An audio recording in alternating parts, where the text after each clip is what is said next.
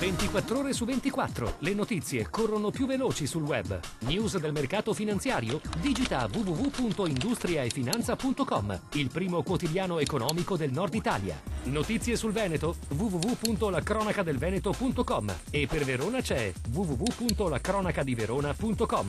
Guarda le ultime news sulle web TV di TG Italia, TV Veneto e tvverona.com. Collegati con il mondo, connettiti con Industria e Finanza, la cronaca del Veneto e la cronacadiverona.com. Sul web l'informazione è in tempo reale.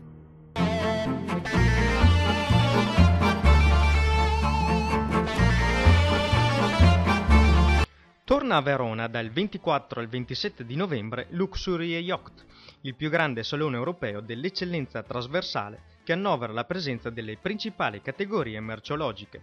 Per l'edizione 2011 saranno presenti numerosi top brand che presenteranno i propri esclusivi prodotti all'interno dei padiglioni espositivi, che si estendono su 20.000 m² all'interno della fiera della città scaligera.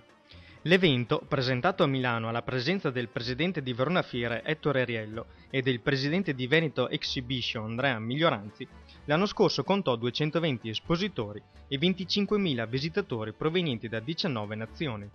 L'edizione di quest'anno si presenta invece in una elegante veste rinnovata e si arricchisce di una serie di importanti novità.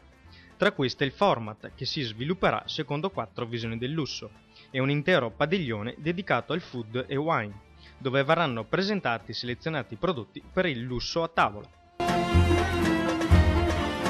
Sarà richiesta la proroga di un anno della gestione commissariale e dello stato di emergenza post-alluvione. Questo quanto emerso dal rendiconto effettuato dal commissario delegato del governo al superamento dell'emergenza alluvione, la dottoressa Perla Stancari, a un mese di distanza dalla sua nomina. Sicuramente questo consentirà di poter mantenere con lo stato di emergenza la situazione di semplificazione delle procedure per l'affidamento ai lavori, e questo è il nostro primo obiettivo, quello di fare i lavori subito e bene. La proroga di un anno darà tranquillità ai sindaci anche riguardo ai termini delle validazioni e dei sopralluoghi e sarà sfruttata per richiedere ulteriori elargizioni. Il commissario ha inoltre fatto il punto sull'avanzamento dei lavori e sui risarcimenti elargiti ai cittadini e alle imprese danneggiate dalla calamità naturale. Le risorse ci sono, chi ha già in mano tutti le pezze d'appoggio, i resoconti delle spese fatte, se è già stato fatto la validazione da parte dei tecnici del comune, possono già riscuotere immediatamente.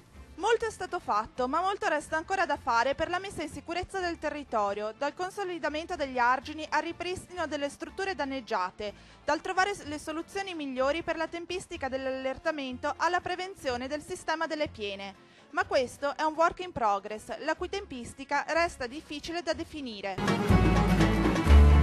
20.000 visitatori, 6.000 euro raccolti in beneficenza che saranno donati a Life Inside Onlus e la città della speranza di Padova. Uno spettacolo fantasmagorico di sapori ed eccellenze casearie. Sono i numeri di Caesus Veneti, la mostra concorso dei formaggi del Veneto, svoltasi nel castello Estense di Arquà Polesine. Presa d'assalto all'area mercato, che proponeva l'offerta di 6 caseifici, 7 consorzi DOP, 4 birrifici artigianali e 5 esponenti di altre produzioni tipiche locali, mentre i bambini si sono divertiti con l'educational Caccia al Caccio, un'ora da Casaro in carta al forma. Ottimi riscontri anche per gli spazi di approfondimento, subito esauriti i posti per le 5 degustazioni abbinate a birra e mostarde guidate per i corsi di cucina. Un grande successo, ha commentato l'assessore al turismo Marino Finozzi, in quanto una simile concentrazione di sapori ad alto livello è un evento non frequente nel nostro paese.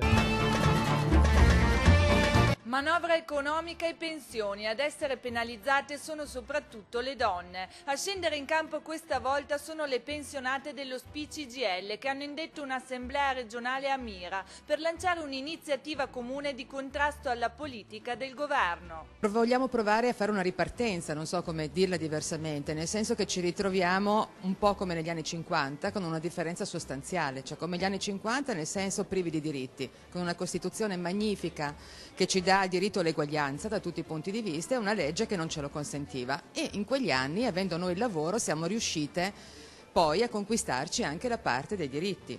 Adesso siamo senza lavoro, senza futuro, e nel frattempo è successo che quelli diritti conquistati, parità salariale, una pensione dignitosa, eccetera, ci riconsegna una realtà penosissima. Noi abbiamo un gap, come dimostrano i nostri dati, pazzeschi. Il 78% delle donne venete, per stare un dato nostro, ha una pensione media al di sotto dei 500 euro. Povere, siamo molto povere. Allora oggi parte una proposta di ponte con le nuove generazioni che dice: attenzione, loro tendono a dividerci, ma non dipende dalle nostre pensioni, dal peso economico dell'essere anziani, la vostra pensione e il vostro futuro. Il punto è un altro, è il lavoro, è la crisi, è una politica per la crescita che non c'è, e vorremmo costruire insieme a loro delle proposte da agire anche sul territorio veneto, non solo a livello nazionale.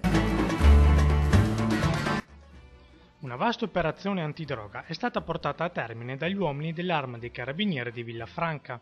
Le indagini sono partite alla fine del 2009, grazie alle ripetute segnalazioni da parte degli abitanti dell'Alpo, i quali avevano notato un giro sospetto di persone per le strade del paese. L'indagine, durata ben 16 mesi, ha portato al sequestro di 2 kg di hashish, ad alcuni etti di eroina e all'arresto dell'intero sodalizio, formato da 10 persone, italiani, tunisini e marocchini, operanti nella provincia di Verona. Gli uomini dell'Arma hanno scoperto, inoltre, alcuni spostamenti nella vicina Padova, dove gli spacciatori si rifornivano di droga nei periodi considerati a rischio per i controlli delle forze dell'ordine. Oltre agli arresti sono stati notificati anche 15 obblighi di dimora e varie segnalazioni amministrative ai consumatori di stupefacente. Ecco la banca dei commercialisti. Il progetto pronto per il 2012 è lanciato da Antonio Ortolani, ex numero 1 dell'Ordine di Milano e big dell'Ordine Lombardo. Tutti i particolari su Industria e Finanza.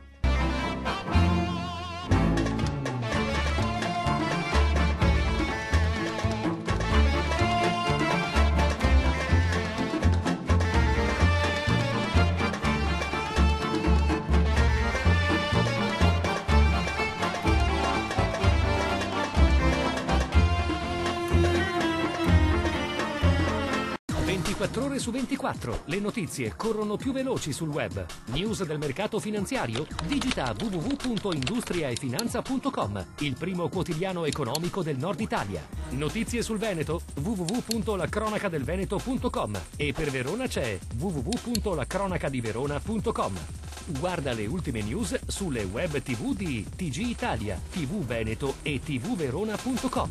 Collegati con il mondo. Connettiti con Industria e Finanza, la cronaca del Veneto e la cronacadiverona.com. Sul web l'informazione è in tempo reale.